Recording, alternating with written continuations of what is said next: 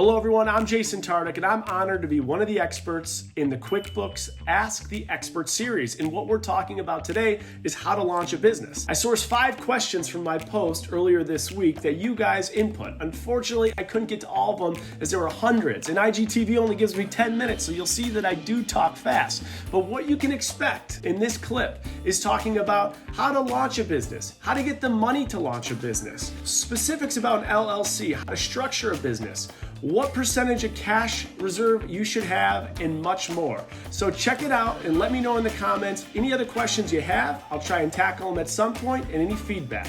Thanks for joining me, and let's get into it. So let's hit the first question from mferg519, how to launch a business if you don't have thousands of dollars saved up. That's a great question. Okay, so first and foremost, if you have a full-time job, think about it, it's 168 hours in a week. If you sleep 8 hours a night, that's 56 hours total. I wish I could sleep 8 hours a night. Plus you work 40 hours, so that brings you to 96 hours. So you have 72 hours left in the week to do whatever you want.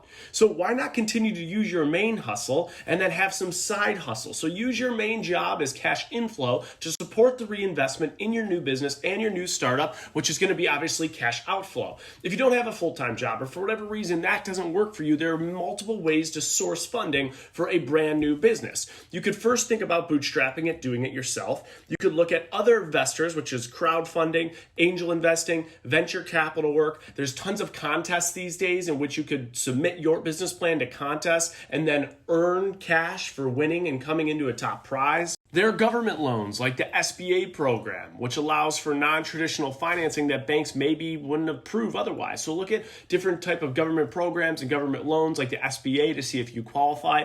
There are something called microfinance providers. So they're non-bank financial institution, financial corps. They also do lending. You could also generate cash by selling assets. I would certainly not recommend it to be a first means of sourcing, but you could use a credit card. If you're going to use a credit card, I would say that you make sure that it has 0% interest and that you have a plan to pay this back, because the last thing you want to do is put high risk money associated with a high interest, which is going to be your credit card debt. So the likelihood of businesses succeeding off the get-go is pretty low, which makes it a high risk investment. And if you're taking a high risk investment and using interest rates of 15% and greater to do so, it's probably not the best option. But there are multiple ways to raise capital today to get things going, whether it's yourself or using other investors. Raising capital for a startup is one of the biggest question marks out there, so that was a great way to start this off. Let's go to question number 2 from Flying Bubble 09. What a freaking IG name. The question is, what's different if you're just starting an LLC for yourself to get paid through a liability? Okay, so let's try and tackle this. So if you own an LLC, you would write yourself a check to Jason Tartick. I would take the check, and then that check, that was like a dance move, Derek Huff. That check would then be an owner's draw, and I'd be taxed on this check and I need to pay self-employment taxes. Now let's look at another angle. If I own this LLC and I buy a computer, because it's a marketing company, it's a piece of equipment. If I were to buy the computer with my own money, not the LLC money, I'd be paying with it post-tax dollars. If I use the expense within the LLC, that's going to be a reduction of the top line. So I'll be buying that computer with pre-tax. So you can take an owner's withdrawal from an LLC, but you could also think about an expense you would have otherwise paid with post-tax dollars that is going to help generate revenue for the business, which would now be paid with pre-tax dollars through the LLC.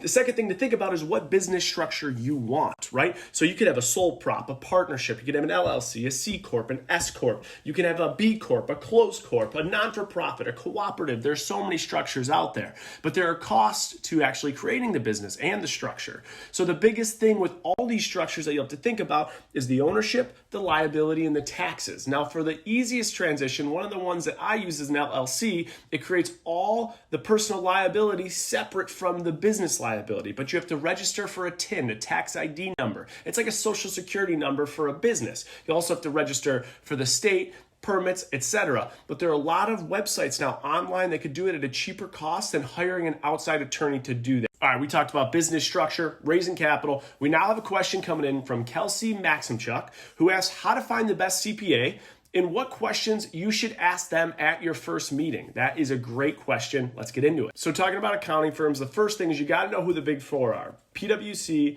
Deloitte, KPMG, Ernst & Young. And if you're working with someone that has worked there before, it automatically, in my book, increases credibility. But also, if they haven't worked at a Big Four, that's not to say they don't have credibility, because there are some amazing regional CPA firms. There's amazing boutiques. Who knows, maybe people started internally. But I think what's important is understanding the background of the CPA you're working with, where they've worked, what their experience looks like. Do they have a specialty? Are they available for questions and consulting outside of just tax season? Who specifically will prepare your return? These are some questions you'll want to know. But also for credibility, you can obviously look at online reviews. You could search the IRS directory.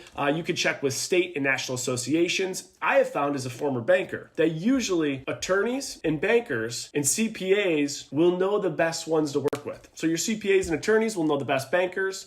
Your attorneys and bankers will know the best CPAs, and your CPAs and bankers will know the best attorneys. So find someone locally in that position. I'm sure they could refer you to a credible resource. We talked a little bit about fundraising capital. So we have a question here that's asking specifically if I would recommend bootstrapping or going for early funding. And this came in from Tara Raj. Now, first of all, bootstrapping, what is it? It's the process of self-input. You're doing it yourself. You're building it yourself. Now, the pros of that are you're not giving equity away. When you're funding early, one of the cons is that you're giving a lot of different ownership away, and that obviously changes the company ownership. So that's one of the pros of bootstrapping. You're doing it yourself. No one has ownership. One of the other pros is that you're very disciplined usually with your cash. Like you understand the budgeting, you understand the finances, but there's also higher risk in doing it. Also, if you fund early, it should lead to faster business growth, and there's really no interest payments or any type of penalty, and really the liability is low, right? You're using other people's money to start your business. Now, the thing is that they have more ownership in it. So you have to balance what makes sense for the business that you have and how you want to grow. I also realize I hate when I educate and then I don't give my opinion. You asked my opinion on it, which I educated, but didn't give my opinion, so here's my opinion. It all depends on what industry you're in and how much cash you're going to burn, in my opinion, whether you bootstrap or whether you go for early funding. For example, let's look at myself. If I start creating pens, if I create pens, pretty inexpensive, and I already have a marketing platform in which I could sell these. So why would I really go for funding? But let's say I want to invest in an app. Well, startup costs could be $100, $200, $300, $400, maybe $500,000. Okay, I need a lot of cash, a lot of R&D, a lot of upfront capital would make more sense for funding. So I think you really have to analyze the cash that you're going to burn and the cash that would be needed to get it up and running, and also, of course, bring into factor the speed in which you need to get it up. If it's something that's relevant right now and it needs to be up in 1 or 2 months, you'll have to go for outside funding so you can get cash, get the people, turn it over quicker. So it's all specific to the industry, product, cash burn, and how quickly you want to get fired up.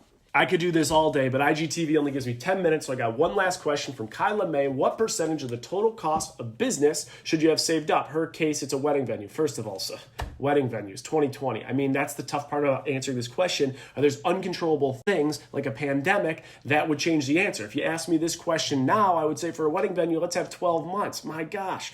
But the standard answer here is anywhere from like 2 to 6 months of what your total expenses will be. So if your total expenses in 1 month is, let's say, $30K, you'd want anywhere from, let's say, $60K up to $180K saved up in your cash reserve so you're not bleeding cash and you'll need reinvestment. That being said, it all changes company to company, industry to industry. The one thing you must do across all companies is use your historicals to better project your future forecasted income and expenses. So use historical performance to get smarter with what the future should look like. Thank you for joining me on the Ask the Expert series with QuickBooks. Please leave any feedback, comments, or questions below, and stay tuned because we have more coming with the Ask the Expert series.